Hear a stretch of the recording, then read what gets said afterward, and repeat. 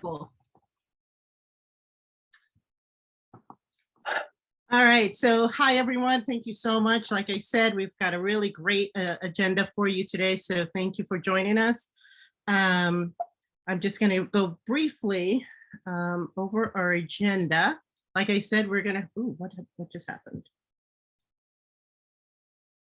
Okay, so we're going to have opening prayer by our Faith and Community Affairs Chair, Reverend Linda Alacudo, followed by the community conversation that I said was going to be moderated by Mary Padden. We have got speakers from Hillary Chapman, who is from the Metropolitan Washington Council of Governments, Kellen Macbeth from Arlington NAACP, and Kenneth Saunders from the Fairfax County Office of Human Rights. And then we'll conclude with the conversations about the upcoming events that are going to be hosted by our Freedom Fund Committee. And that is going to be described by Michelle Leet, our first Vice President.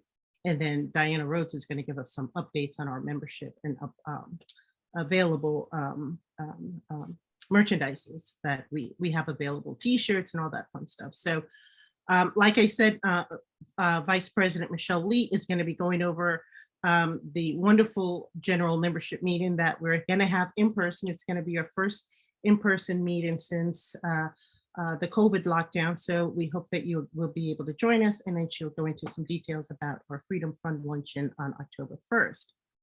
And we've got some really great meetings scheduled in the upcoming months. August, I already went over August, but in September, we're going to have some really great speakers, very dynamic speakers that are going to come in and talk about the urgency is now, why voting matters. So we're going to hear about the voting behavior here in Fairfax County. We're going to get some tips on what we can do to kind of encourage folks to get registered and to go out and vote.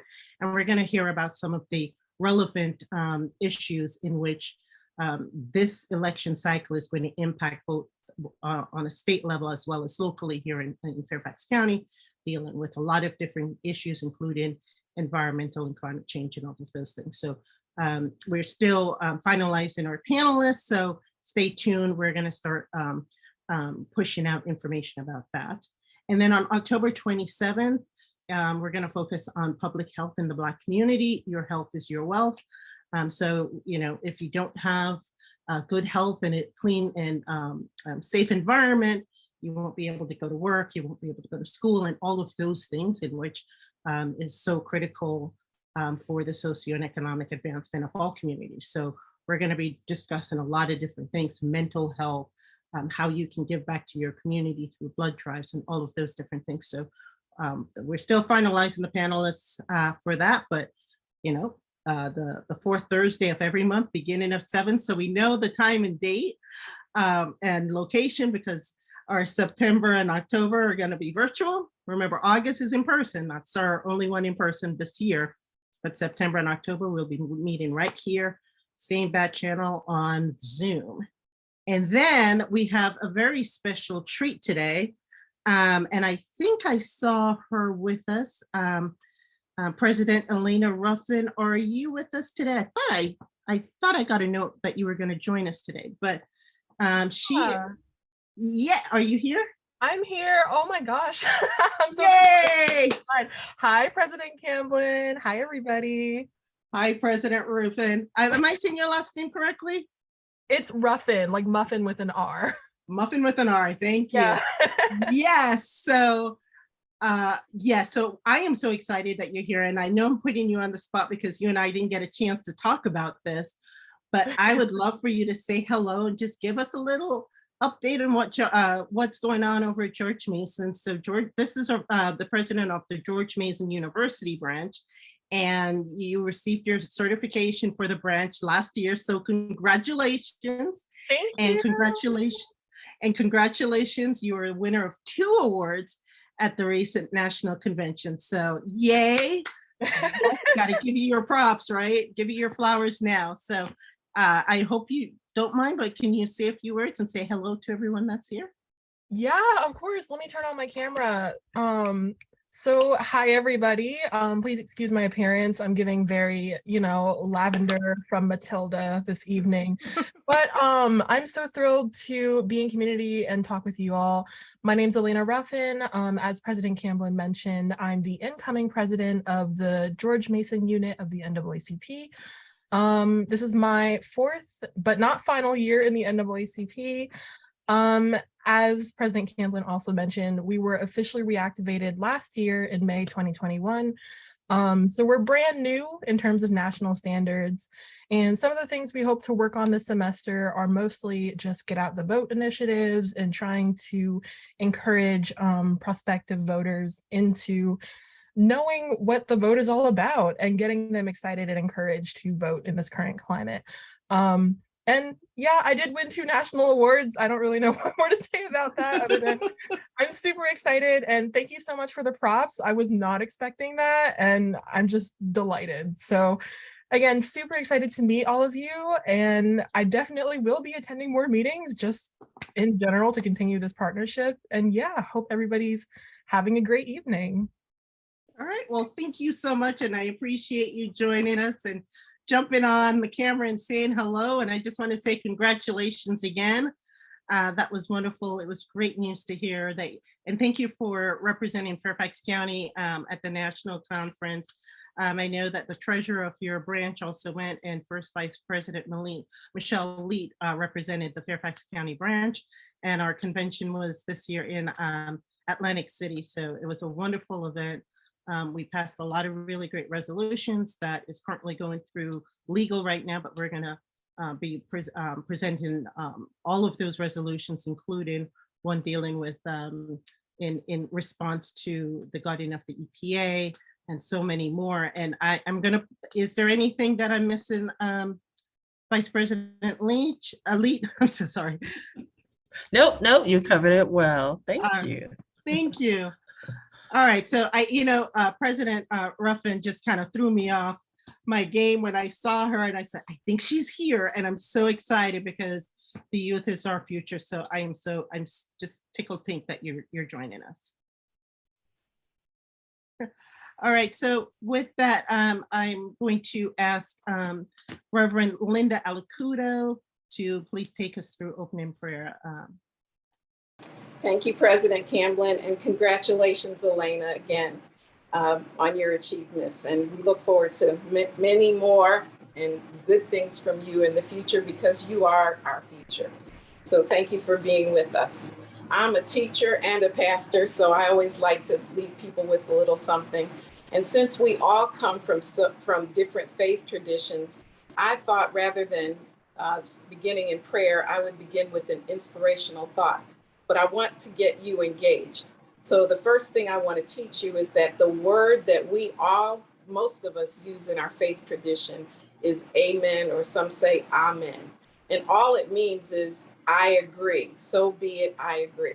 So if you, at the end of this inspirational thought, can agree with what is being said, then I'm hoping that you will say out loud, amen or amen.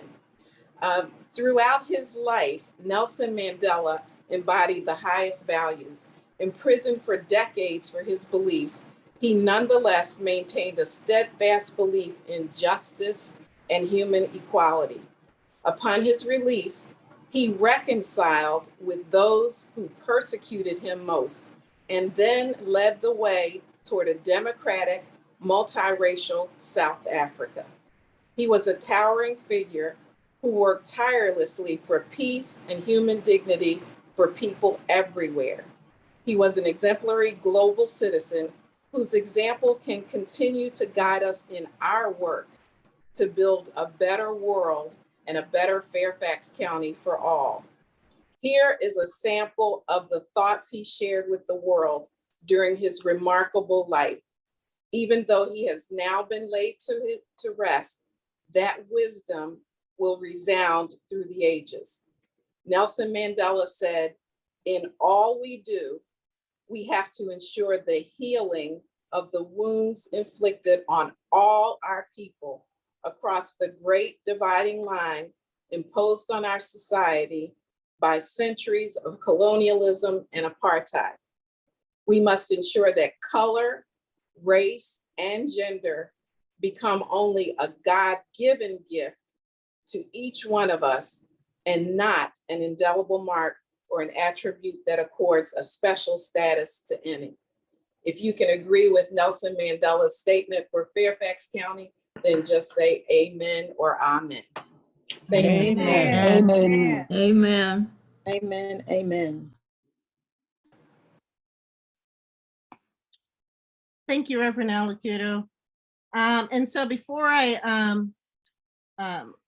turn the mic over to Chair Mary Padden, I just wanted to say to Supervisor John Faust, Deputy Commonwealth Attorney Pia Miller, and if I missed anyone, my apologies. Thank you for joining us here today. And we look forward to this wonderful conversation about fair housing in Fairfax County with Mary and her team. Take it away, Mary. Hi, folks. I'm sorry my video isn't working, so you'll have to look at my still picture. Can you hear me? Am I coming through? You're coming through very clear. Okay, at least that's not broken. So NAACP has a really long history with fair housing. NAACP's filed some of the landmark and original lawsuits to try to get fair housing back in the 20s, 30s, etc. Supported the Fair Housing Act in 1968 after Martin Luther King's assassination. And that Fair Housing Act that went into law then, it set up a number of protected classes. That's types of people who could not be discriminated against. And that includes race and disability. And it's grown over the years. Now it includes quite a number of classes, including source of income in Virginia.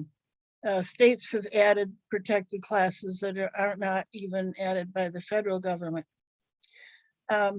And people who, if you discriminate against a protected class, you can be sued by an individual, by an organization, by a jurisdiction. But proving discrimination is very hard. It's really hard to tell whether you've been discriminated against because of your protected class, or if that's just the way it works for everybody. So one thing that's important just to do testing every once in a while to see if, say, Black people are being treated differently than white people when they're matched in every other aspect. This is done by professional testing companies. And in fair housing, that's done for rental housing, it's done for mortgage lending, and it can be done for real estate companies. So the Fair Housing Act also requires jurisdictions not only to look for discrimination, but to affirmatively further fair housing. And the way they do that is to, every once in a while, make a report on what impediments there are to fair housing. And Fairfax County did this on its own in 2017. And this year it joined with all the other jurisdictions around Metro DC to do a joint study, which is very exciting. It's the first time this has ever been done, to look for these impediments, because the housing market is very fluid among jurisdictions. People will choose the house apartment they want more than they'll choose the jurisdiction. So this is a very exciting approach to this. So what happens with that report? That each jurisdiction has to report its progress every year. And how much that matters isn't entirely clear, but that's what's required.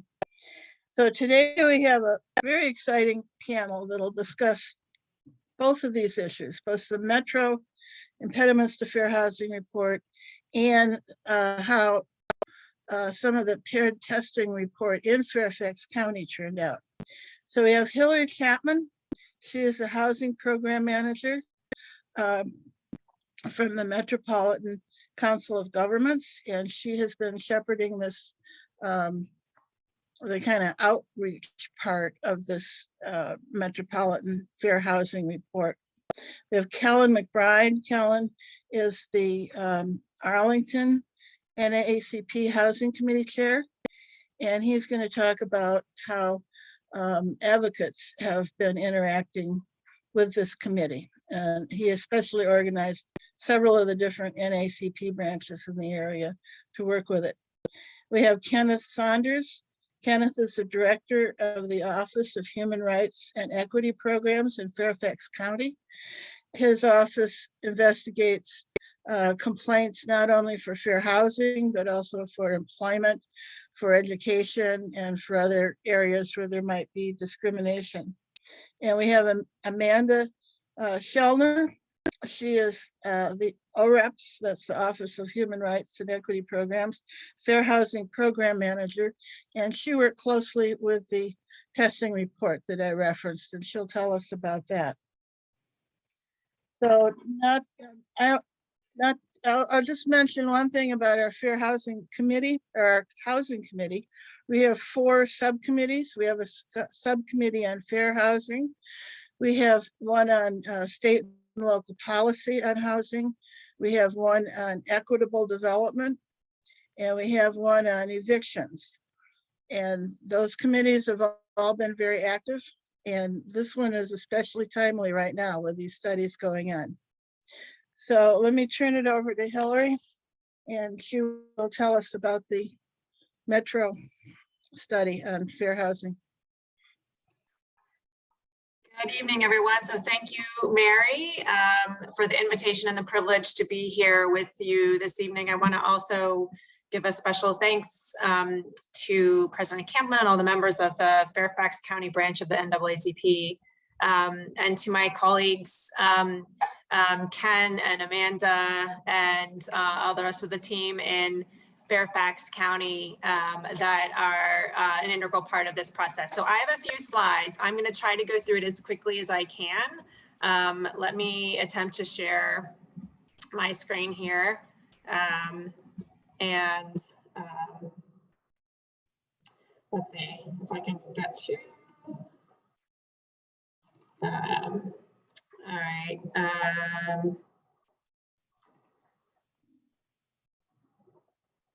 All right, I'm sorry, it's not showing. Can everyone see it properly here? So I'm not typically allowed to use Zoom. So does everyone thumbs up? You can see it. Everyone can see it okay? Or it's not in full mode. You need Put it to in presentation. okay, let me click slideshow. Yeah, my screen is blocked. Here we go. There we go. There we go. Sorry. There you go. I Excellent. couldn't get to it. Okay, so I'm going to really very quickly. So for those of you who aren't already familiar with the Council of Governments, I just wanted to give you a 2-second introduction, saying to let you know that we're a nonprofit. We're an association of local governments. So Fairfax County is one of our member governments. Our role is to bring together leaders across metropolitan Washington, so Northern Virginia, the District of Columbia, and suburban Maryland, to work on shared challenges and solutions. And our membership includes 300 elected officials and 24 local governments from Maryland, Virginia state legislators, and the US Congress. So who's participating in this plan? On the local government side, we have 8 entitlement jurisdictions, starting with and also some sort of advisory role with the Public Housing Authority. So District of Columbia on the Maryland side, City of Gaithersburg and Montgomery County. And then in Virginia, of course, Fairfax and the Fairfax Redevelopment and Housing Authority, Alexandria, Arlington, Loudoun, and Prince William. So COG is the convener. So we are the one that's sort of, was the genesis of this, like suggested to our local housing directors several years ago that we should collaborate on fair housing, because that's really the local level at which we need to be cooperating to make a difference in this. We've been working cooperatively with housing and urban development at the federal level since day one. They provided technical assistance to us and through an advisory staff at Enterprise Community Partners. And we have 3 consultants that have been working with us to pull the plan together. So the Lawyers Committee for Civil Rights is the lead consultant and the one who's actually drafting the plan. The Urban Institute did our data collection and analysis, and Ochoa Urban Collaborative, the lead person there is Manuel Ochoa, was our lead for the community engagement process. So that's the local government side. We, of course, been at the same time convening a community advisory committee to advise our local governments and inform the plan. As you can see the members here. So the NAACP has been a really critical partner. I want to also recognize Callan Macbeth here as well from Arlington, he and Mary, and your counterparts from the rest of Northern Virginia and Montgomery County have been incredibly helpful in shaping some of the draft goals as we've been working all along. So these groups are all organizations that work with members of protected classes and have been trying to serve as a bridge between sort of local community level concerns and the local governments to ensure that the plan is informed by the needs of those who are most impacted by it. So I'm going to just as quickly as I can go through some of the draft goals and strategies. I'm not going to go through every detail about this. They're still under development, but wanted to give you a good taste of what you might expect to see when the plan is released for public comment. And then, so these are the regional goals. There's a separate set of goals for Fairfax County specifically. Each of the local governments are working on their local portion of the plan at this time.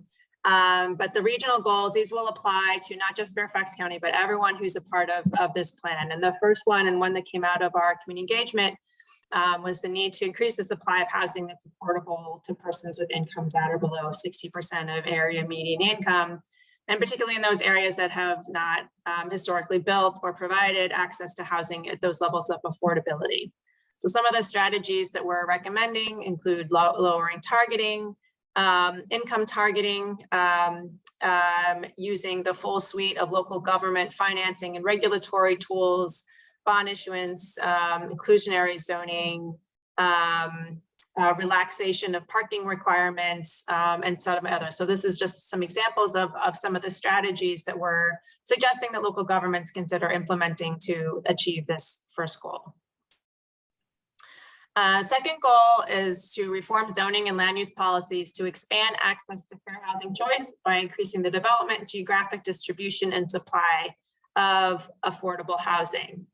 Some of the ways that we're recommending that we achieve these goals is to through actions such as increasing inclusionary zoning incentives for developers to provide units on site instead of to pay out to a fund that allows them to build affordable units elsewhere.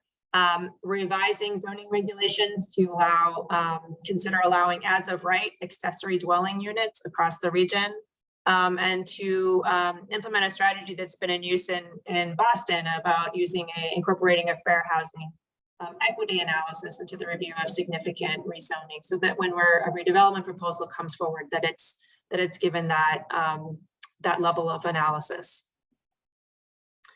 And next, we want everyone to implement preservation policies. It's not just important to increase the supply, but to also preserve affordable housing and prevent displacement with the goal of no net loss of any rental units. Some of the ways that we're recommending that this happened is through tracking of affordable housing developments with expiring subsidy contracts, providing outreach and providing resources for the preservation of that housing before those affordable units are lost.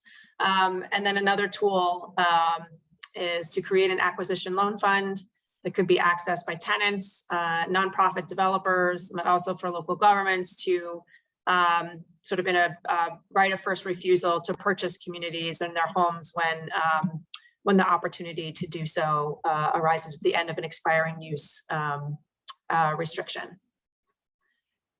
Next, we'd like to, and this is a goal that came directly from the Community Advisory Committee, specifically around home ownership, which is to increase the number of homeowners in the region, reduce inequities and discriminatory practices that limit home ownership opportunities by members of protected classes.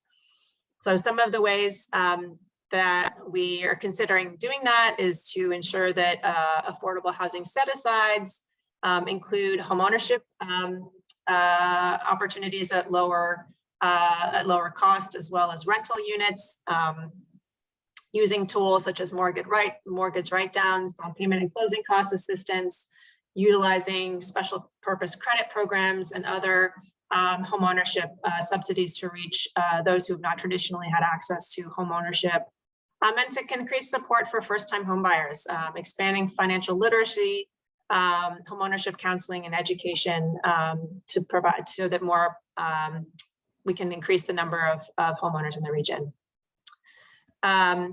Next, our fifth goal is to protect the housing rights of individuals with protected characteristics. So this sounds a little redundant, but what we're really hoping to achieve here is to reduce barriers to accessing rental housing. One of the ways we're doing this is to try to eliminate application fees for voucher holders.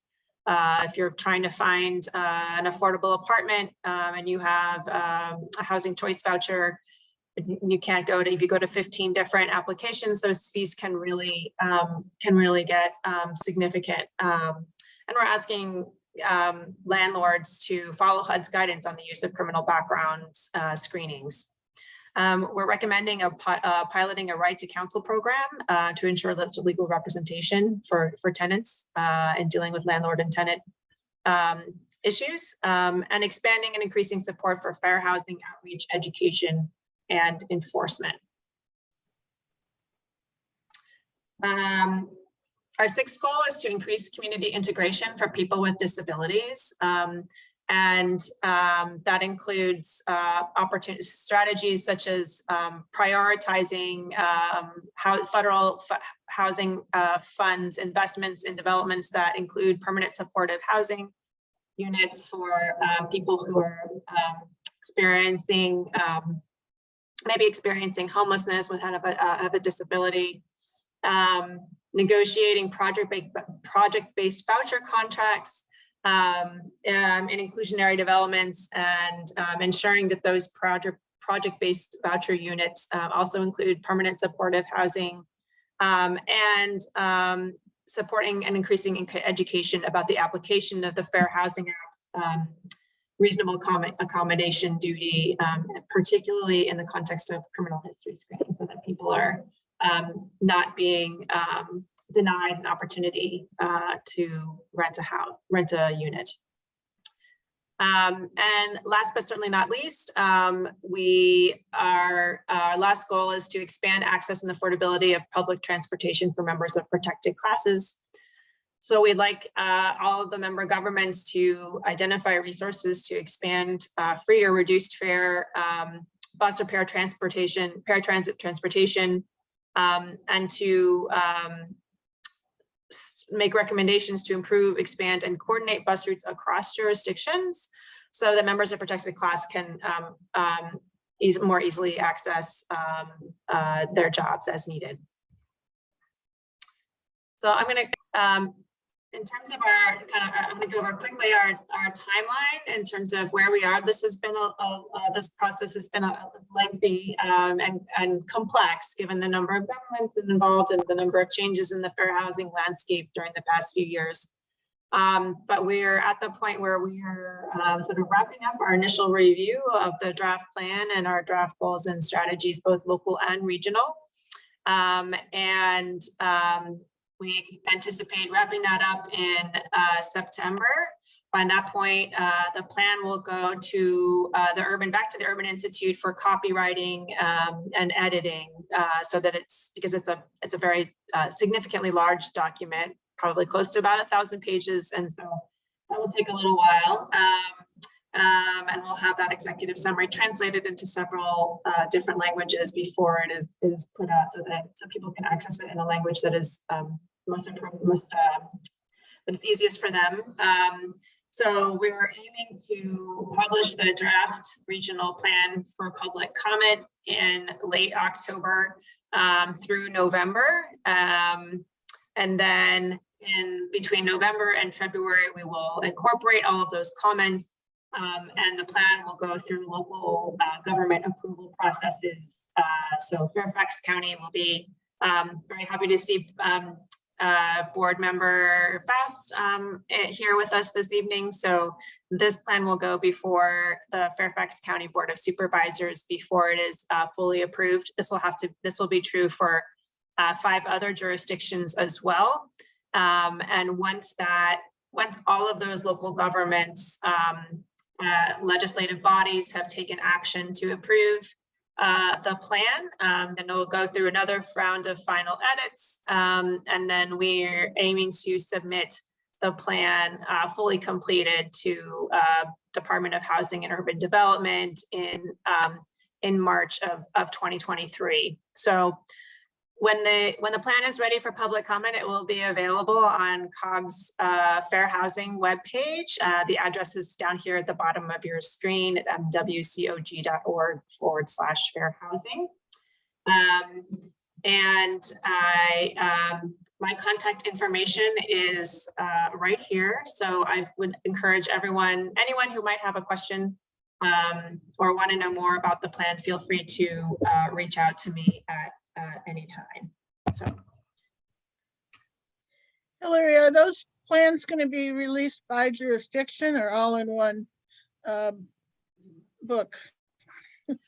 So they will all be released simultaneously, and what we will do is from COG's webpage and also from I assume also from the Fairfax County webpage, we will include the whole regional plan, and then we will have the plan by jurisdiction. So if you only want to read the Fairfax County section, you can just read the Fairfax County section. You don't have to read.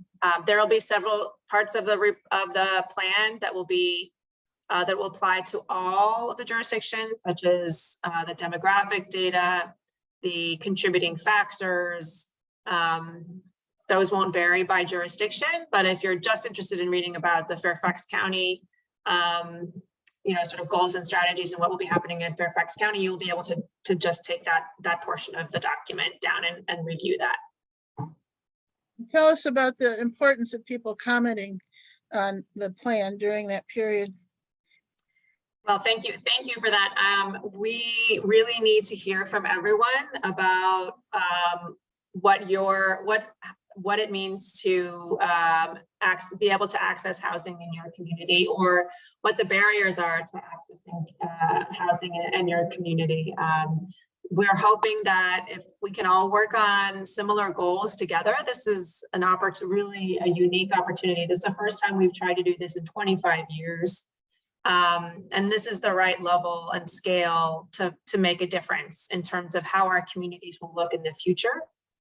It's really important to hear from community members about your how important you think it is that are these the goals, the right goals? Do they need to be refined? Do they need to be changed?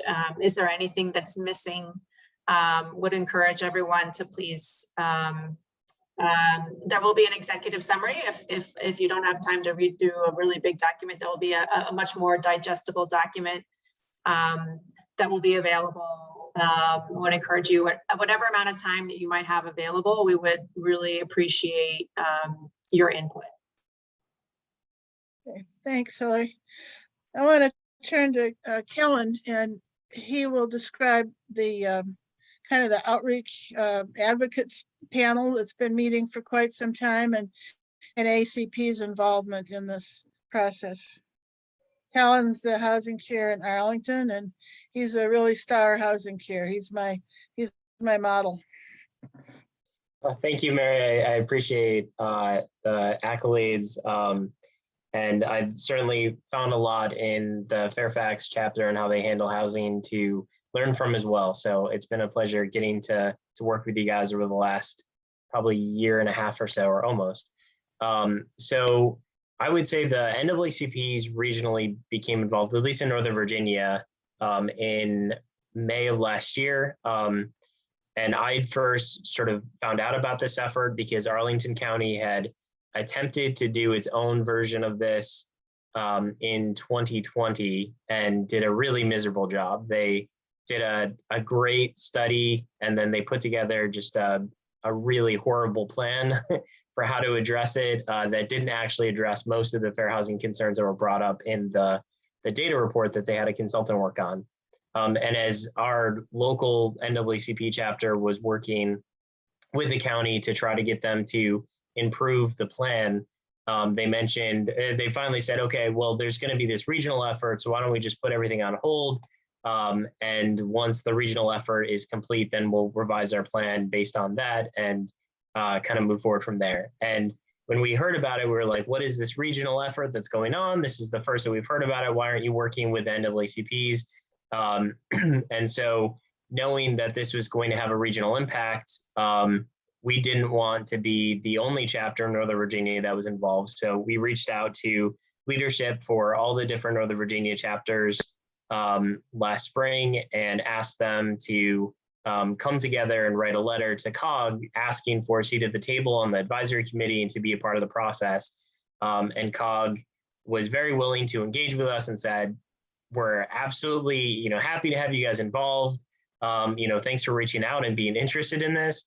And so a number of us, I know Mary and I have been probably at, if not every meeting of the advisory committee, almost every meeting since last May.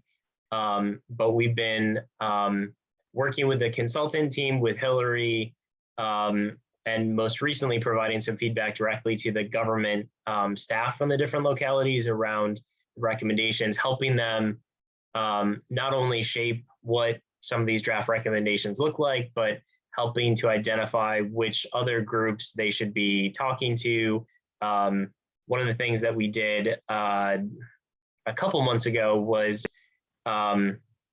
basically for each jurisdiction, the advisory committee would look through and say, okay, these are, here's all the groups in Arlington or Fairfax that we think that you need to reach out to as part of this effort for focus groups or for interviews. And so COG already had a list that they had put together based on, information they had from local governments and other stakeholders, and that we helped refine that and make sure that there, weren't any groups that were left off the list that we felt like they should be meeting with.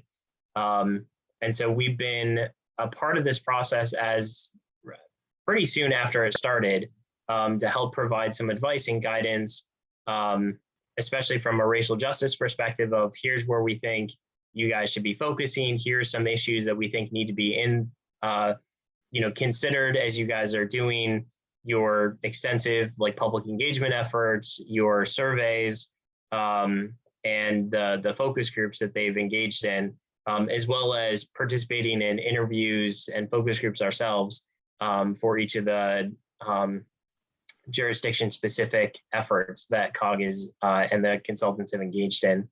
And I think, to the credit of COG and the team, they've incorporated I would say many of our recommendations. I can point to specific things that we had brought to the table and said, hey, for instance, the Boston equity analysis for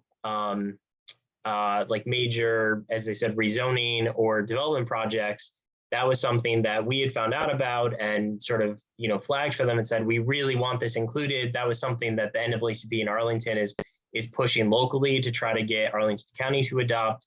And so it was fantastic to see that it made it into the draft recommendations as something that the consultants and the planning team felt was important for all the jurisdictions to look into and hopefully adopt. So I think it's been a pretty extensive process. And I think the public engagement effort has been challenging at times because I think, unfortunately, fair housing is one of the things that people don't really think that much about. I think a lot of people assume fair housing isn't a problem anymore. I've heard that a lot in Arlington, that when our county occasionally does testing and they don't find anything, they're like, well, it's just not a problem here. That we don't have racist landlords anymore. We don't have people who discriminate. And we know that's not true. We know that because there's cases that are currently, going through the court system of racist landlords in Arlington who specifically refuse to lease apartments to people based solely on their race or in other cases, national origin. And there's lots of examples of especially disability discrimination. That's the number one type of complaint that's filed nationally. And I think that's true in Virginia as well, as far as fair housing complaints go. So I think this has been a really critical effort that it's been great to be a part of. And I really appreciate that COG has been so willing to work with not only the Arlington NAACP, but Fairfax and all the Alexandria NAACP and any of the other ones that have been willing to engage and get involved.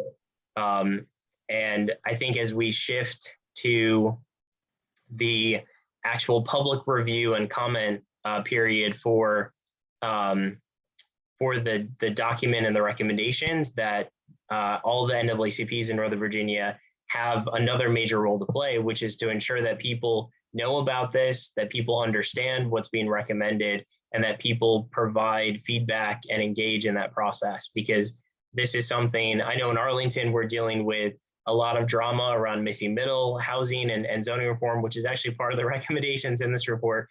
We're going to be dealing with a lot of other major housing changes that I think get a lot of the media and the attention. And I think that this has the opportunity to be an incredibly important tool over the next 5 to 10 years to really reshape how a lot of the jurisdictions in the DC area approach fair housing, and especially to stop looking at it from just a complaint-based reactive approach to a proactive, and in the words of the Fair Housing Act, affirmatively furthering fair housing. So what are the proactive steps that localities should be taking to ensure that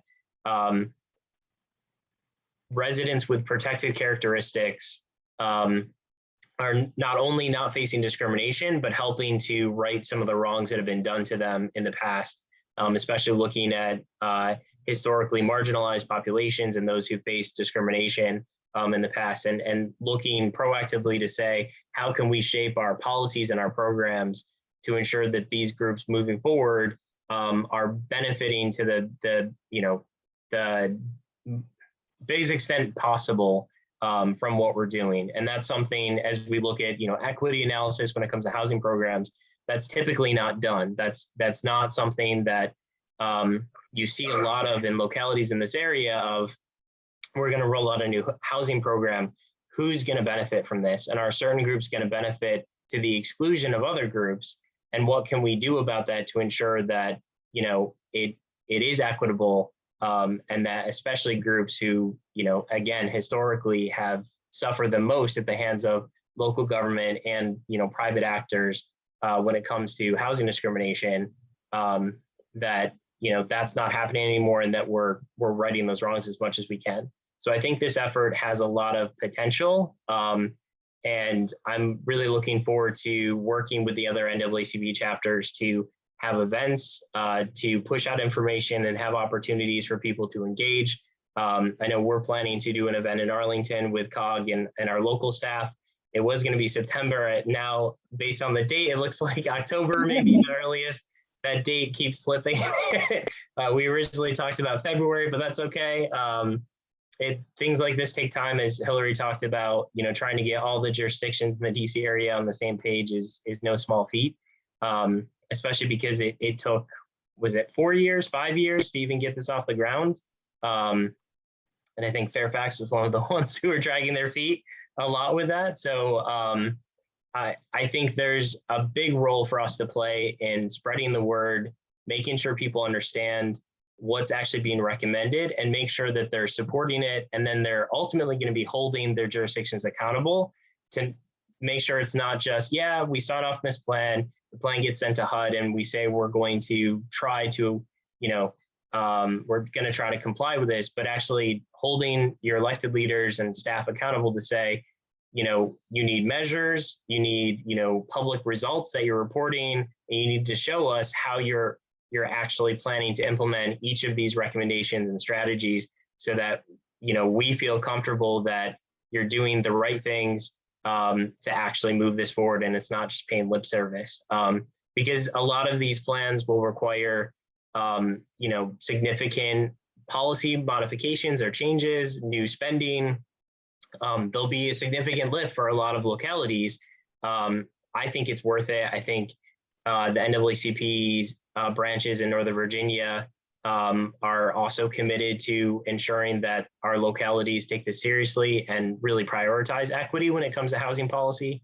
So I think, as I said, we have a big role to play in pushing out information and also holding our leaders accountable to make sure that not only this passes.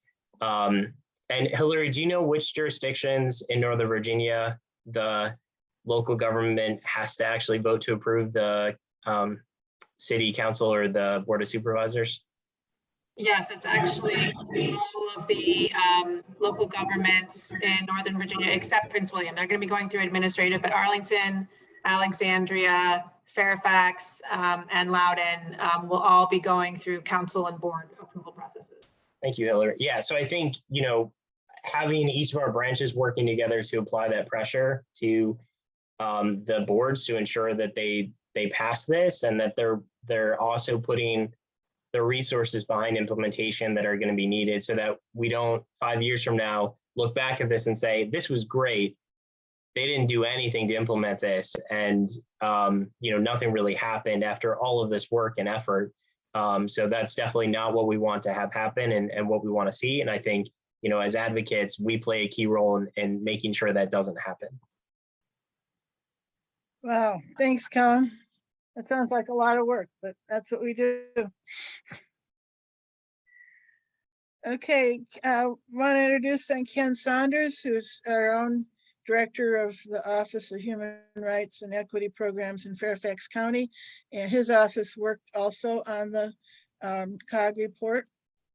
And tell us what you do and what you did with COG, Kenneth.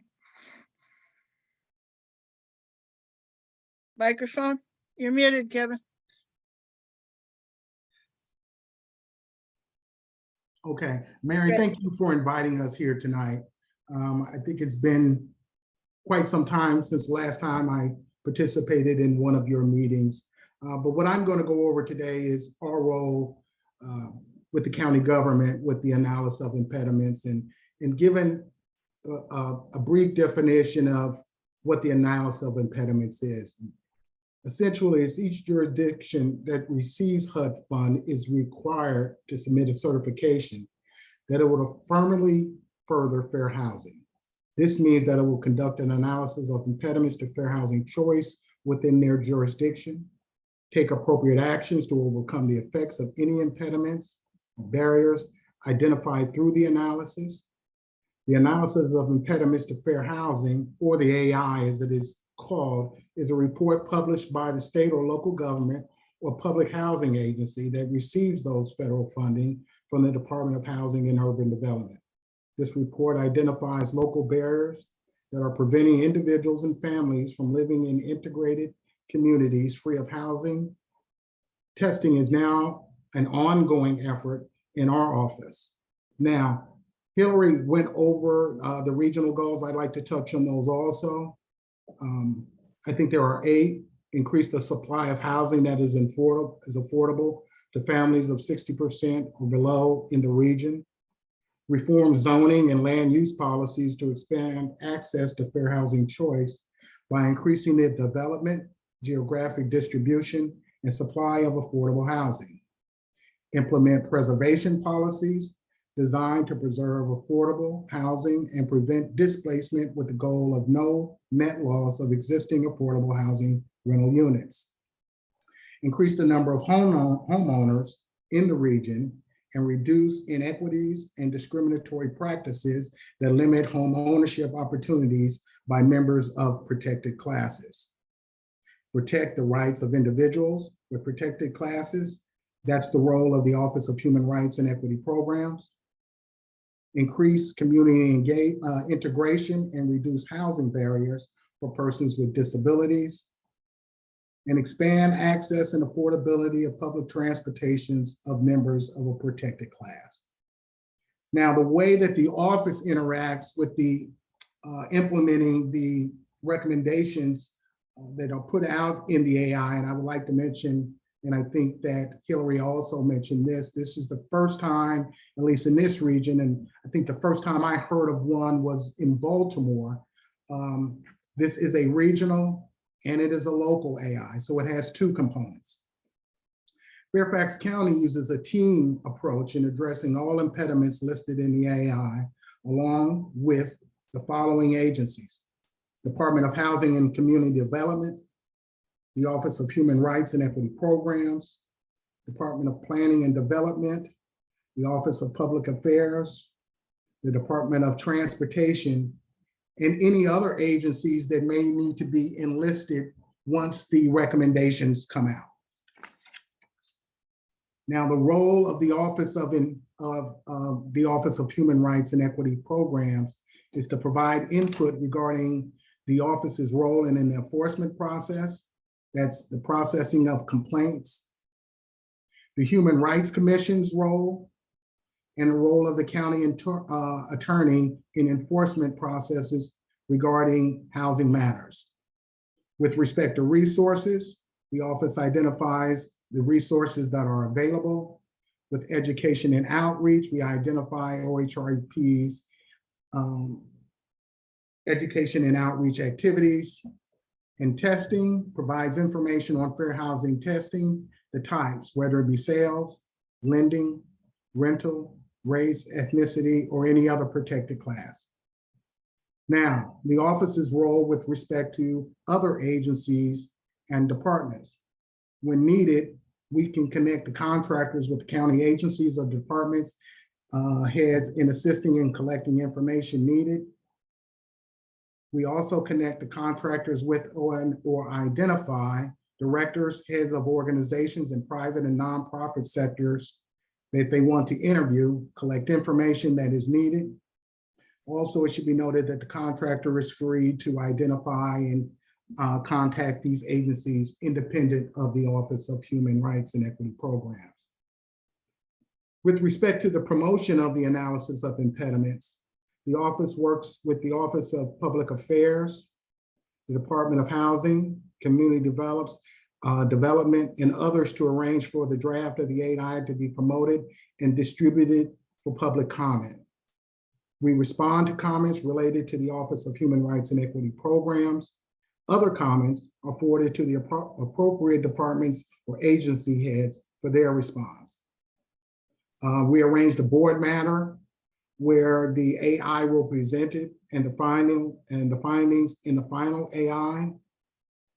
And then we also work with the Office of Public Affairs to promote the final AI. For example, distributing it via social media, libraries, videos, etc. So, and I think that Hillary covered this. This is going to have to be approved by all of the boards. So after that is done, what the office will do is we will list those, what the impediments are, meet with all of the affected agencies. We will then distribute those for reporting out on a regular basis for review and progress to the Board of Supervisors. That's all I have. Okay, thanks, Kenneth. That's a lot. I didn't know all of that, so I'm glad to hear the process here. I'm going to move along because we're running short of time. Is Amanda on the screen? Yep, I'm here. Can you hear me? Okay, yeah. Can you put Amanda's box up on the screen as a speaker? And Amanda will tell us about the recent test that was done. It was kind of drawn out because of COVID, but it finally got done and published, and you can tell us about it.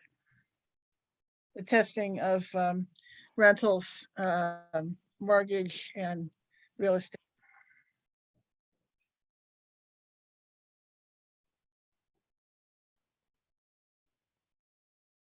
Amanda?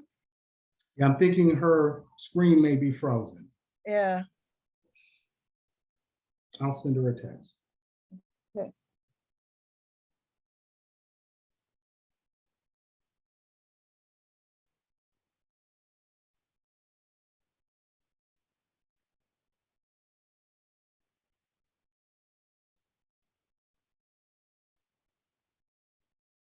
Meanwhile, I'll say, I think we've done rental testing before, but I don't know, have we done mortgage and lending testing and real estate testing before, Ken?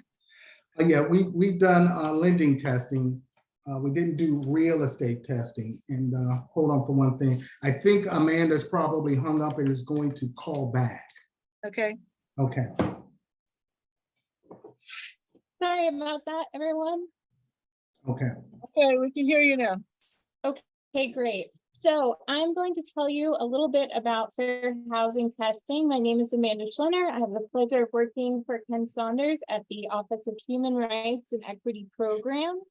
To start, I'm going to try and answer some of the common questions about fair housing testing. So what is fair housing testing? It's when we use individual testers who don't necessarily have a bona fide interest in renting or buying a property to pose as prospective renters or purchasers with the intent and purpose of gathering information to gauge whether housing providers are complying with fair housing laws.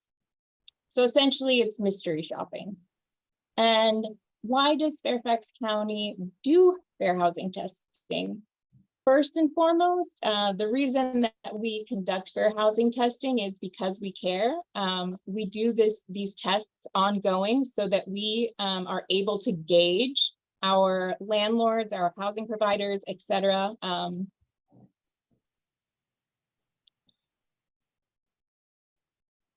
I think Amanda may be frozen again.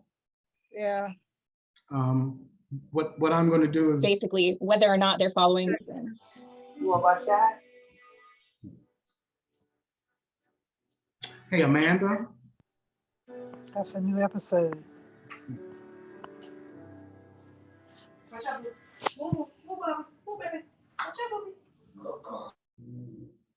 Maybe she could just call in. That's what I'm going to ask her to do. Yeah. Welcome to Zoom. Enter your meeting ID followed by pound. Hey, Amanda. Can you hear me? Yes, I'm calling in right now. Okay.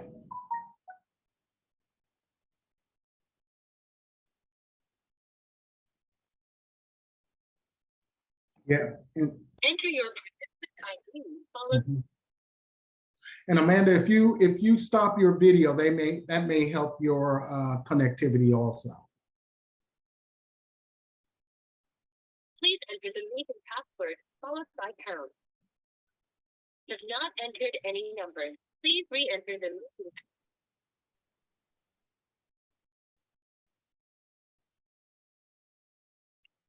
You are in the meeting now. There are more than 7.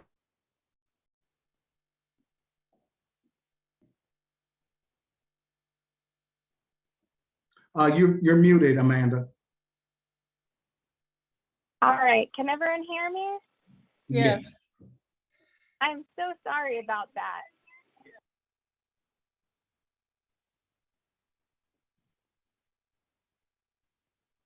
Okay. So starting where I left off, why does Fairfax County do testing and what we utilize the information for? So primarily we do testing so that we can direct our education and outreach efforts. The type of testing we were asked to discuss, the type of testing that was done.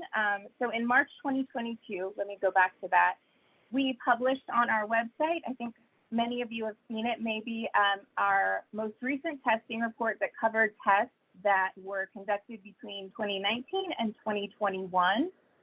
The tests in the report are what we call matched pair tests.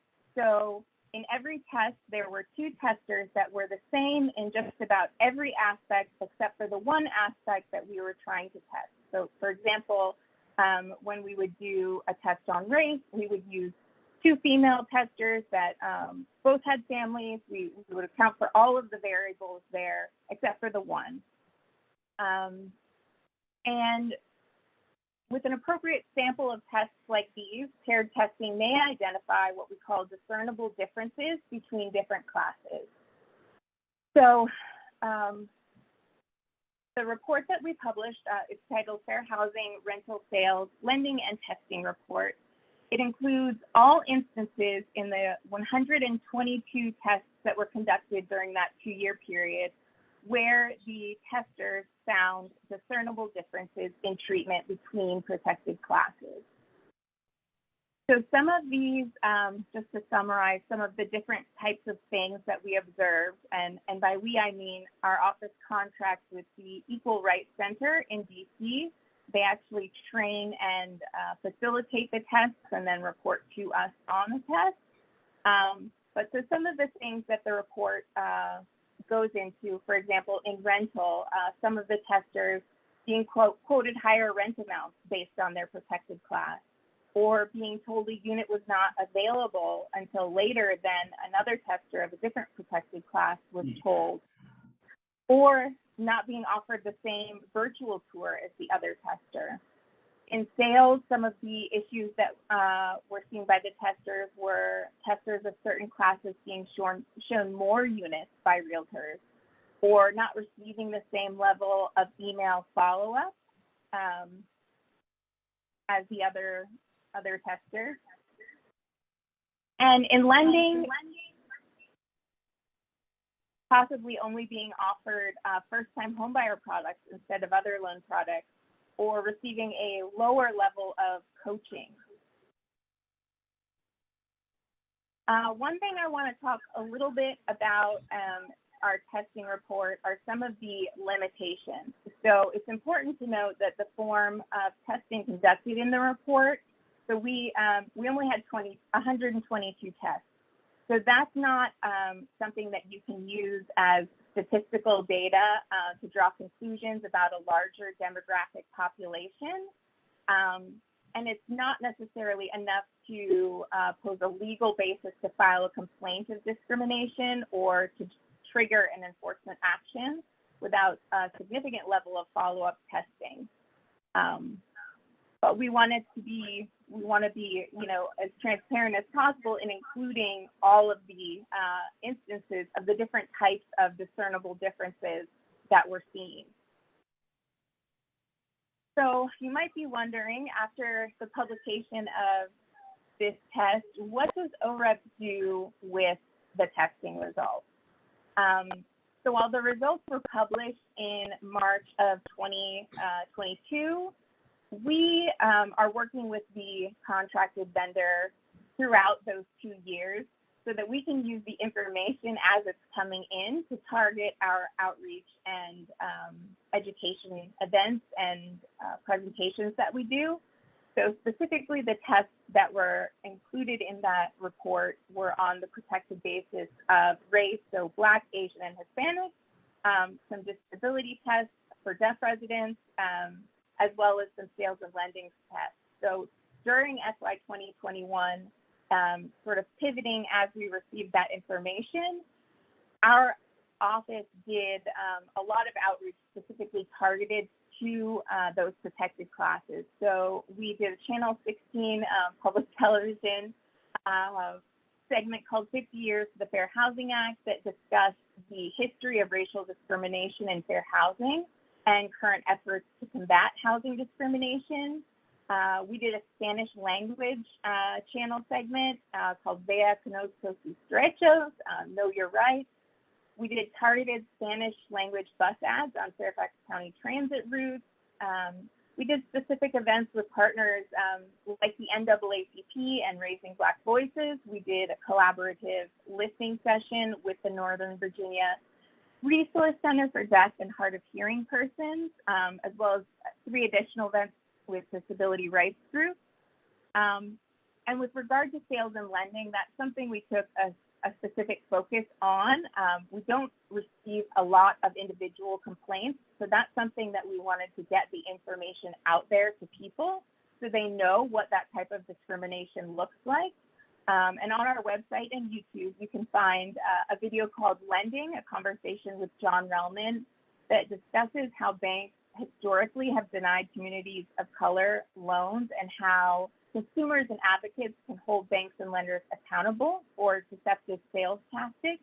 So definitely recommend watching that one. It's very interesting.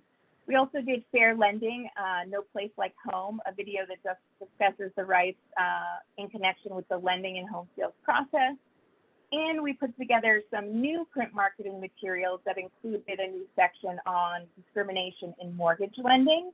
And we did all of these, the print materials, in 8 languages: English, Spanish, Korean, Vietnamese, Chinese, Arabic, Amharic, and Somali. And after this presentation, I will provide Mary with a one-pager that I put together for all of you that summarizes all of the current materials that we have, in case you want to look through them for yourself, or hopefully, if you want to distribute them to others. They're all available electronically for that purpose. And so what else do we do based on the testing results? It may sound obvious, but we do more testing. OREP has been consistently doing fair housing testing since 2015. We did do it starting earlier than that, but on a consistent basis, we've been doing it since 2015. Our current contract extends through June of 2023 with the Equal Rights Center. And so based on the testing results in the report and some other things that I'm going to discuss, we look at several factors to determine what's going to be the most important things that we need to test on for our community. So when we're making those decisions, we look at things like our complaint demographics that indicate continually that race and disability continue to be the most frequent filing basis for complaints that our office receives. The Equal Rights Center's most recent recommendations, so there were recommendations in the published report, but we've actually since then done a whole nother year of testing. And so they had some new recommendations on additional things that we should be testing on. We also have to look to HUD. So they provide us the funds and they provide guidance on the types of testing that they want to see. Specifically for FY 2023, any testing that's done with HUD funds is limited to sex, race, appraisals, and lending, which actually fits pretty well with our plans, what they were anyway. And also we have to do testing looking towards the future. So for example, in June 2022, the new administration put out a guidance memo directing grantees about how the new administration wants us to collect data and begin taking complaints on the impact of criminal background checks and the disparate impact that might have on minority residents in rental. So when we get new guidance like that, something we don't have a ton of information about, again, that's going to be one of the factors that we think about when we're designing our ongoing testing plan. And the other thing that we do is we hope on the basis of the outreach that we do that we'll receive more complaints. So that's our main mission as the Office of Human Rights and Equity Programs. We are what's called a Fair Housing Assistance Program, which is a special designation by HUD. There's only 2 FAPs in the state of Virginia, Fairfax County and the actual state of Virginia. So we are the only 2 agencies that are able to enforce and take housing complaints. So, as a result of testing, we do often, and we hope to see higher numbers of complaints. Once we're doing education about people's rights, then we're able to take those individual complaints from residents and, based on jurisdiction and other federal elements and legal elements, investigate those cases and see if there has been a violation of our ordinance or the Federal Fair Housing Act. And just to speak a little bit about Fairfax County as an enforcement agency. So we have an extremely strong enforcement program. HUD sets goals for every SAP based on their jurisdiction size, population density, things like that. And just for example, in FY 2021, OREP exceeded the number of cases that we're required to take by 175%. So we were able to take, accommodate, and investigate every complaint that we receive, and we will continue to do so. So that's kind of the summary of what we do with the testing, where we're going with the testing, and the purpose of why we do the testing. That's great. Thank you, Amanda. That was very, very good wrap up of that process. I'm gonna, Karen, are you there? Can you tell me how much questions we can take? I think we've gone over a little bit of our time. Yeah, yeah, Mary, I'm here. Yeah, we've gone over a little bit, but there's a lot of really great questions that's going on in the chat, and this is a really, a lot of people are interested in this topic. So if you want to take one or two, and then I'll just ask everybody. We just have a couple announcements for the branch matter piece, so we'll probably just go a few minutes past our 8:30 mark. So if you can just bear with us today, but this is such a vital, relevant, and timely issue. Yeah, That I'd love to be able to have a little bit of verbal conversation in addition, just in case nobody's been checking the chat. So if you want to do like one or two questions, Mary, that'd be fantastic. Okay, let me just I got 47 chats in here. Let me just ask people to raise a hand. Is that all right? And who can see the whole gang? Karen, can you see it? Yes, Jerry has his hand raised at the moment, now followed I by see it. Cookie. Okay, Jerry, what's your question? Let me see how am I unmuted? Yes. Great. Thank you so much. And it was wonderful to have all of our presenters tonight. I guess my question is more for Ken and Amanda. So much can be made by a strong enforcement case. We just saw one yesterday by the Department of Justice assessing a $22 million plus violation for Trident mortgages. What's the most serious case that we've ever prosecuted in Fairfax County? And how does that leverage the larger action by the offending community of lenders or bankers to really up their game from what I think is a pattern and practice of discrimination? I have a strong belief that if we don't have an overt enforcement program, if everything is just community education, nothing much will really change. So what are we doing aggressively? What's the biggest case we've ever had in enforcement in Fairfax County? And will any cases pursue from the report that I added into the chat list of our most recent fair housing report? Jerry, I can answer at least part of that. Currently, out of the testing that we currently have 4 complaints. With regard to the most important case, I think wholeheartedly that they're all important. First and foremost, we are directed by the ordinance to accept and investigate complaints. With respect to the testing, those tests have to be verified, and some of the contractors will go back 2, 3, 4, 5 times. It's kind of difficult sometimes to get those complaints, but we currently have 4.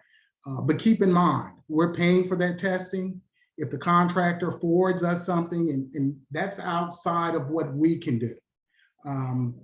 If they give us the information and the data backs that up, we will file a complaint. We generate revenue from filing those complaints. But essentially, when we're talking about the results of the testing, of course, complaints can be something that is derived from that testing, but it's really to give us the information of what's going on in Fairfax County and where we need to concentrate our efforts. But when we receive the testing, and this is done by the contractor, they're going to test once. For example, what you see with respect to discernible differences, that doesn't include what follow-up testing may have been done. And you have some of the contractors will go back and test 3, 4, 5 times. Once they verify that, they bring that to us, then we file a complaint. So we don't really have a lot of control, because keep in mind, we're not a complainant in that action. So we don't really have a lot of control over that until we receive that data from the ERC or whoever the testing contractor is. So the current report indicates we have a continuing pattern of practice of discrimination. Has anybody ever been charged with a violation of the Fair Housing Act in Fairfax County? And what was the degree of violation cost for the party that did that? Okay, now I don't think that the testing showed that there was a pattern of practice with respect to one individual. I think they're talking about over the entire region. And I think that Amanda stated that that information statistically isn't enough, but if you're talking about going after one individual, that's not what that testing demonstrated. That was over the entire testing. So when you're saying these are discernible differences in these areas, those are different institutions, different banks, or what have you.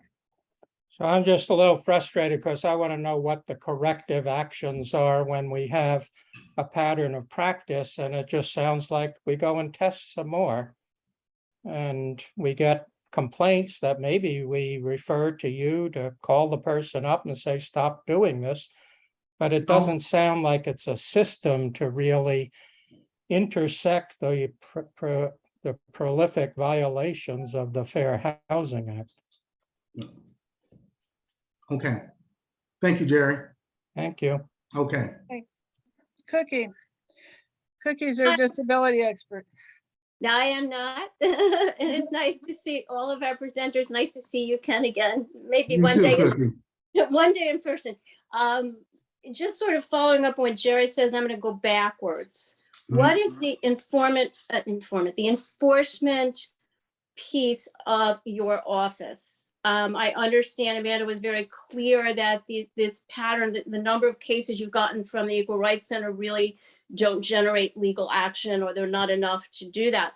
But if you're getting complaints from an individual, how does that filter down to enforcement? Because I believe that education is really important, particularly Mary mentioned, source of income. That's a relatively new protected class that a lot of advocates fought for a long time.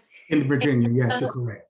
Yeah, and understandably, some landlords might say, oh, I didn't know that. So the first piece, of course, is making them aware and reinforcing that. But the second piece is people don't always do what they're supposed to do just because they're supposed to do it. And how does your office go about helping people in the county, making sure that there is equitable treatment in rental, housing, et cetera? Okay. To address what you're saying about the complaints, keep in mind if an individual complaint comes in, we draft that complaint, we investigate that complaint, we present that to the commission. If there is a probable cause, we will try to conciliate that matter. If not, then that matter is sent up to the county attorney's office for enforcement. I can tell you last year, at one point, I know we had at least 6 cases in litigation. So if there's cause, and if that case doesn't settle, the county, as well as the state, has to litigate that matter in court. That's part of us being substantially equivalent.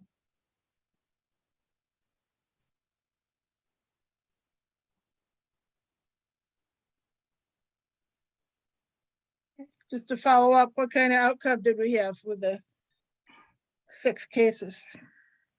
I'm not sure, and I can't really discuss those. I think some of those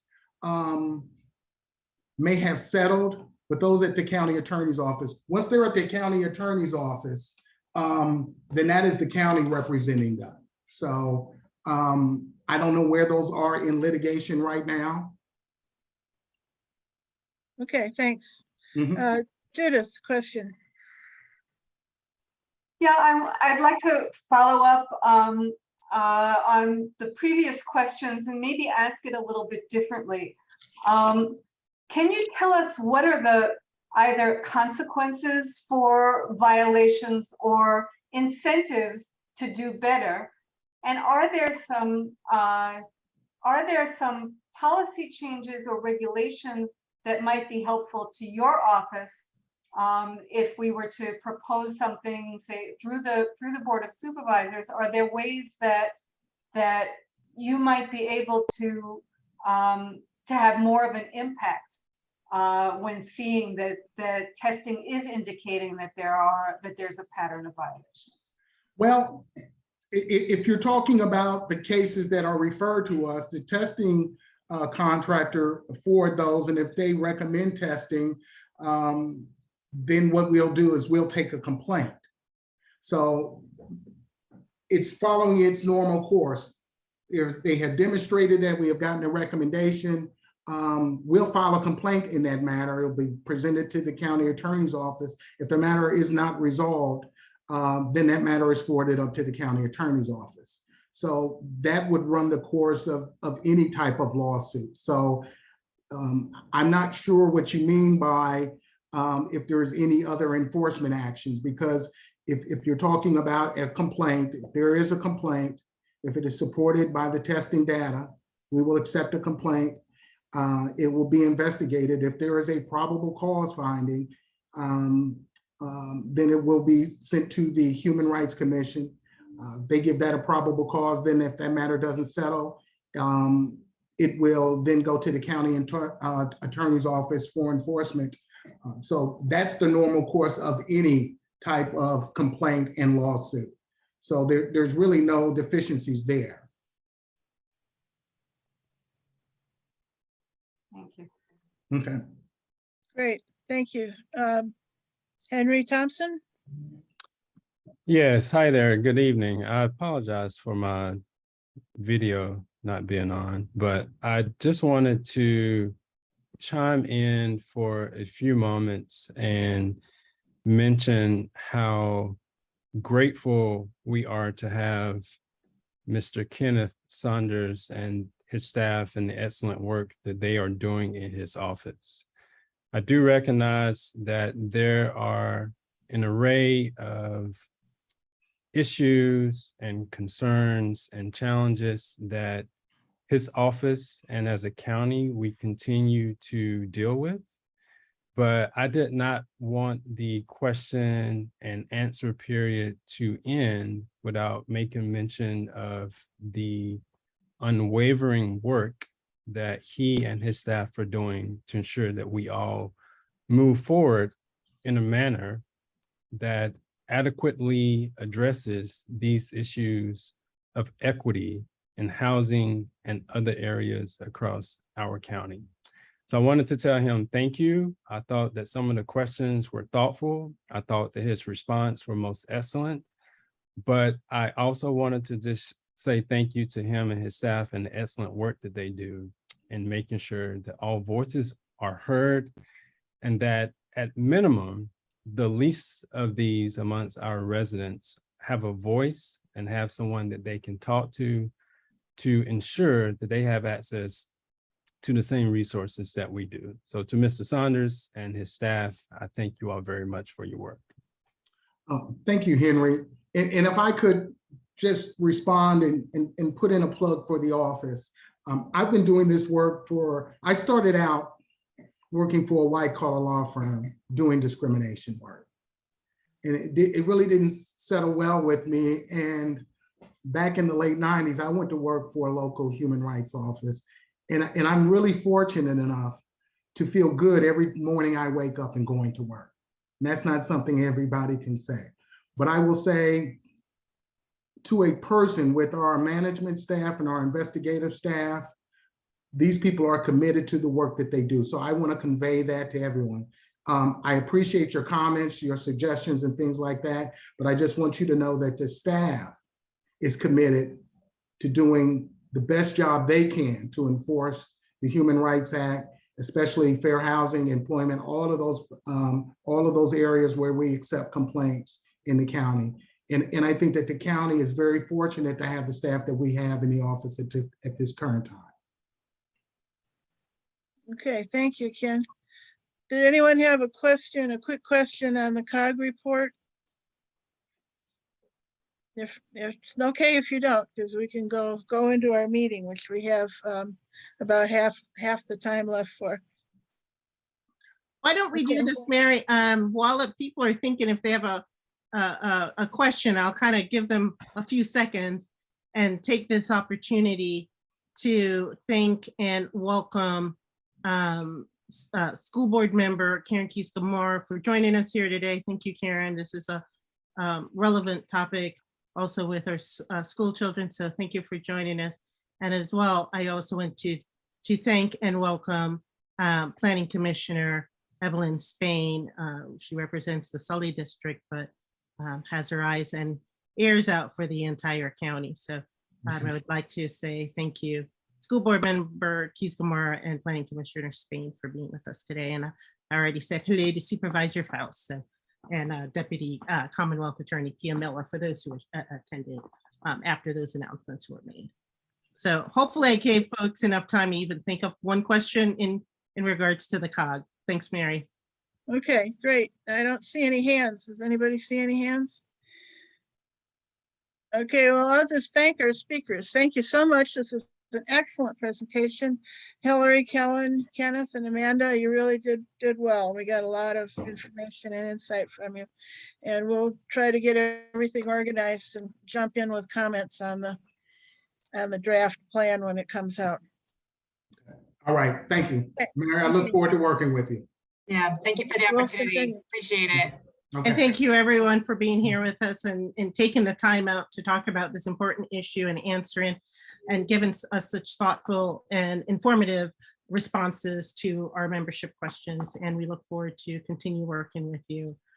So thank you so much for being with us today. And we meet every Thursday, every fourth Thursday at 7. So you're more than welcome to join us at any and all of our meetings, especially our in-person meet and greet, which is going to be on August 25th. And our first VP, Michelle Lead, is going to give us some more information. So again, thank you to the panelists, and Mary and your team. Thank you for bringing this important presentation forward. And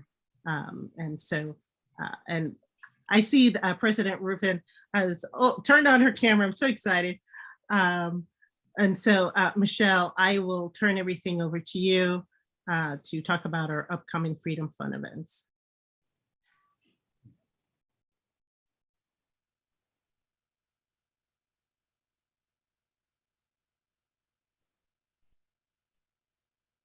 All right, let me share this really quickly.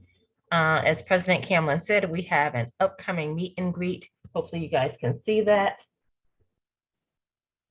It is on August 25th. It will take the place of our regular meeting. It will not be on Zoom, so it's not hybrid. It's strictly an in-person meeting. We hope you will join us.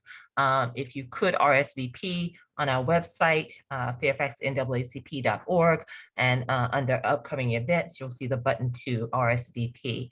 And we welcome members, supporters, all are welcome to this first in-person meeting, as President Camlin said, in about 2.5 years. So we're excited about this over at Mulligan's Pub. We were actually there for our Women's History Month program. So if you came to that, it is in the same location. Great refreshments. We'll have door prizes, and Diana will be talking about some of the swag that we'll have there as well. Also, we are in the midst of our virtual fundraiser. Some of you have already given. We appreciate that. Our goal is to raise 20K. We are about 5K in with about 3.5 weeks in. So we hope that you will respond to some of the emails that you'll be sending, that we have sent out. Karen has another email going out shortly. So please donate to our fundraiser. Of course, all of our monies go obviously to help our youth scholarship, as well as all of our programs, our advocacy programs. Although we are giving some things away for $100 donations and up, no donation is too small. If you are renewing your membership, that's also a good time to donate as well. And then finally, I want to talk about our Freedom Fund luncheon. Oops, that's somewhere here. Yeah, there it is. Hopefully you can see that. It is on October 1st. It is at Fairfax Marriott at Fair Oaks. We're really excited about that. Again, our first Freedom Fund in-person event. in about 2.5 years as well. We usually have our community partners, and we celebrate some of our community awardees. So we're going to be doing the same thing this year. We'll have music, we'll have some vendors. Again, October 1st, Fairfax Marriott at Fair Oaks. Please put that on your calendar. I believe the Eventbrite is already open for tickets, but you'll see more information about ticket sales shortly. And that's all I have. Thank you, President Camblin. Thank you, Vice President Lee. And now I will ask Membership Chair Diana Rhodes to give us an update and tell us more about some of the merchandise and swag that's available. Okay, thanks, Karen. So first of all, I mean, there's a couple things. One is at the meet and greet. Michelle Lee has purchased some t-shirts, some special t-shirts at the convention. She was just at the National Convention. So I want to remind you guys, we will have these t-shirts for sale at the August meet and greet. These are different than the regular NAACP t-shirts that we have as a fundraiser. So I'll tell you about this real quick. It's got "This is Power," and I believe it's the NAACP new tagline. And those will be for, well, Michelle will be selling those, correct? Or I wasn't clear on those shirts. Yes, because we only have, unfortunately, they were selling like hotcakes. They're very popular. They're very popular. They're beautiful shirts, black t-shirts with the "This is Power" on the back. Like Diana said, that's the NAACP's new tagline. It's a pretty powerful statement. So we only have, I think we have about 9 or 10. We're selling them at cost, so it's not a fundraiser or anything. But I'm happy to I think they'll go pretty fast. But we'll have it. I'm happy to bring those. So Diana will have to sell, and we still have a regular NAACP t-shirts as well. That's what I'm going to show. We've got yeah, thank you, Michelle. We have got t-shirts. I've had them this whole time I've been membership chair. We've had them. We have a few older style left. These are little, can't see too well, but those are the old style. The new, we have a few of those left. The new one is, I'm trying to get it up. This one's a hoodie. It's a little different, a little cumbersome. So we have the old style, the first one I showed you, we have a few left of the hoodies and the t-shirts.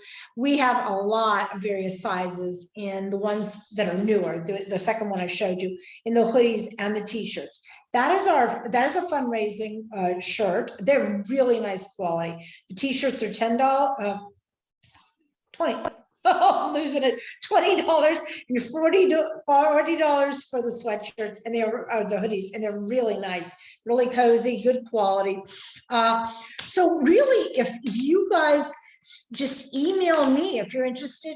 I mean, the other shirts, the 9 shirts will be at the meet and greet, but as far as these shirts that are ongoing fundraisers, email me at membership@fairfaxnAACP.org, and we can make arrangements. Payment for those, cash, check, or PayPal, and I can instruct you on how to do that. We can discuss how you want to pay. I'm trying to think if there's anything else. I think that's it, but that's an ongoing thing. So if you want to show your pride and, you know, have one of these shirts, reach out to me. We do sell them when we have events, but we will sell those 9. I believe, Michelle, we can also bring these and sell these also. That's what you'd like at the meet and greet, correct?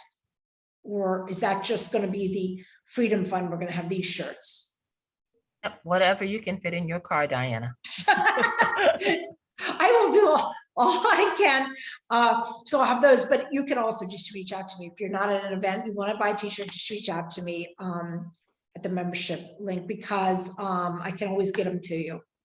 So yeah, I'm trying to think. Oh, no, with the swag, I'm not clear exactly what you ordered right now, Michelle, the more recent stuff, but we've always had swag. When we have these events, we give swag out. So I can, you know, we'll bring some swag. Like pens, we've had magnets with the reminders of our membership meeting dates, you know, so you can put them on your fridge. We've had hand sanitizers. What am I forgetting? Masks, cloth masks, really nice, NAACP Fairfax. So we have that swag, and we'll bring it to some of these events too. Fantastic. So did you say that Yes. you're gonna have t-shirts and sweatshirts or just t-shirts? What? Well, I know it's not cold right now, but as far as, I mean, Michelle will bring her shirts. I can have some of all this. I mean, I can even just have it in my car. Yeah, but I know it's not cold weather yet. The Freedom Fund event will be October 1st. Then maybe I should just do the t-shirts because, and then they can reach out to me for sweatshirts. Because a lot of people, you know what I mean, might not be thinking about that. They're fabulous though. Thank you. Thanks, Diana. Thanks. All right, so I think that concludes our committee report outs. If I missed any of our committee chairs that are on this Zoom call right now that would like to provide an update, please speak now. I can speak on housing. You had housing for an hour. Well, let me see if there's anybody else, Mary. Any other committee chairs? I believe I'm trying to see if this is Jennifer from Communications. Communications. Yes, I knew there was one. Communications, please go ahead. I'm behind the scenes hosting or co-hosting the Zoom meeting, and that's where I like to be. And if you also like to be behind the scenes doing the communications and helping with Zoom and sending out social media, and you would like to interact with some of these very impressive people who head up these other committees, we would love a couple more members for the communications committee. So you can reach out. I would like to say reach out to Karen because that might be the best way, and she will, or I should say President Camblin, excuse me, and she will forward your interest to us. But we would love to meet you if you have any interest in communications. We can tell you all about it. Fabulous. Thank you so much, Jennifer. And so, yeah, you don't have to be creative, but if you do have graphic skills, he'll help develop some of our social media graphics. We'd love to have you on board, but if you also like to help post things on social media, keep track of those types of things, emails that are coming in, requesting statements from the branch and those types of things. We as VP Lee had mentioned earlier, we are a volunteer organization. Everything we do is we're all unpaid. So the more hands, the more hands, the lighter the load. And if we can be able to get more support, we can reach out to the community and achieve the mission and goals of the NAACP more effectively, more efficiently, and more impactful. So please, we have other committees as well. Communications, as you heard, would like some support. So just reach out and also type it in the chat, president@fairfaxnaacp.org. If you know anybody, even if it's not you, reach out to your friends and say, become a member, donate when you join, and join the communications committee. I think that should be 3 asks that you do this week. All right, so I think that is it. I don't see any other hands. And so we are a little bit over time. Is there anything pressing that you need to get out right now to our membership, Mary? Yeah, it'd be good if we could pass those resolutions, or at least the heat relief one. I modified it a little bit so it isn't dated. Well, yeah, we could probably do the heat. We have not released the other one yet, nor has it been, I don't think, did we vote on it with XCOM? Yeah, we did. We did? Yeah. But we didn't socialize it with membership yet. Correct? Yeah. We only released the heat. Okay, so we can do that. So many hands make light work. Thank you, Lydia. You probably saw in some of the news for you postings that went out, and hopefully you saw that newsletter that went out, and it's also been in the news that the leadership team for the Fairfax County branch passed a heat relief resolution. And if somebody has a link to that resolution, please put that in the chat. And I'll ask, since we're a little bit over time, I'll ask Mary to take concisely describe what that resolution is doing. We don't need to read it word for word because we're going to provide the link in the chat. And then we'll just like retroactively have the membership agree and approve this resolution that was passed last Sunday at our most recent executive committee meeting. So Mary, if you can just describe it very briefly, that'd be great.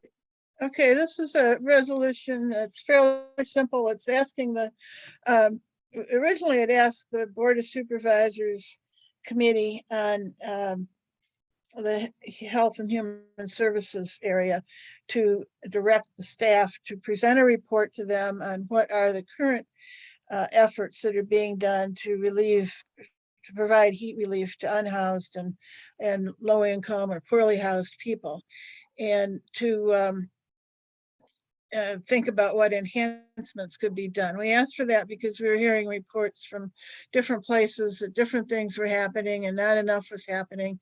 And with climate change going on, it's getting hotter and hotter, more floods, more storms, and people who have no home especially are vulnerable.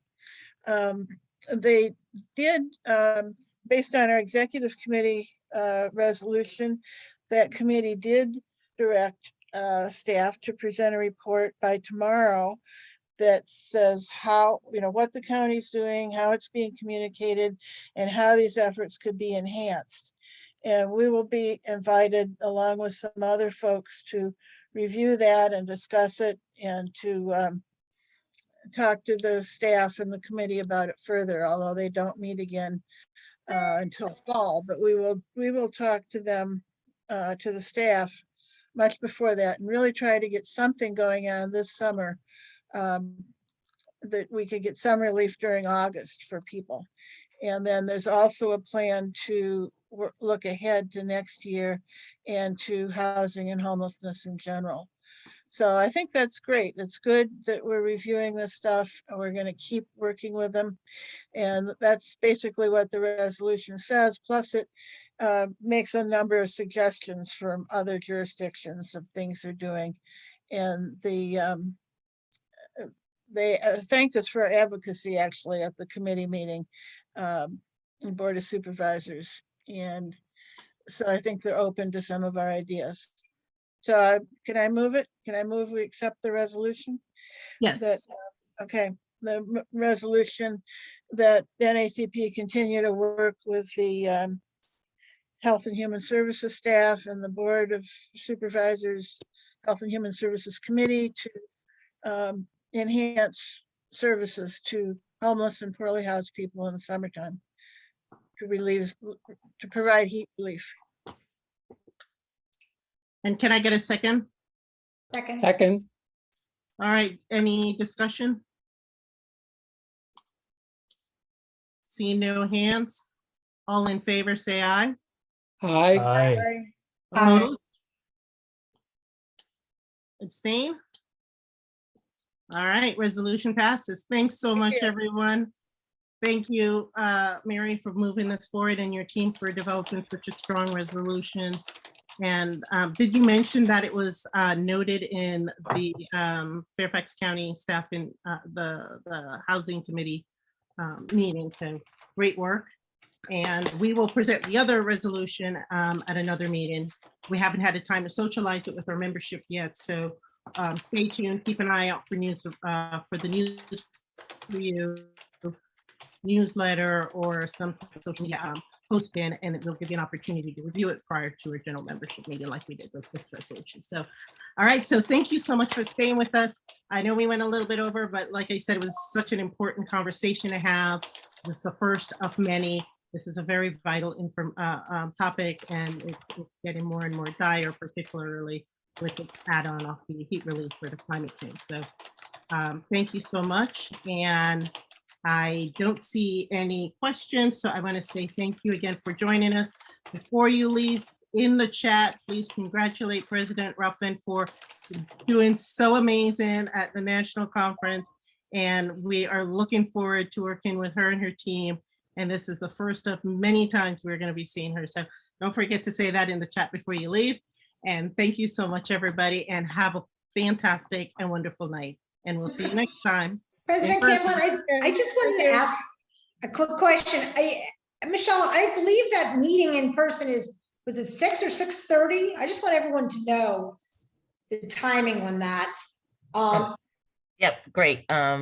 Great question. Yes, so doors open at 6:30. Refreshments will be on the table at 7. Don't let them get cold. So yes. And this chef is really good. So you don't want to miss this. That's all I wanted to say. Thank you for that Hope to see everyone clarification, there. Diana. That was You're wonderful. welcome. You're welcome. All right. All right. Thanks, everybody. 6 o'clock, August 25th at the Mulligan's Pub on the Green in the Penderbrook golf course. So thank you. Bye. Bye.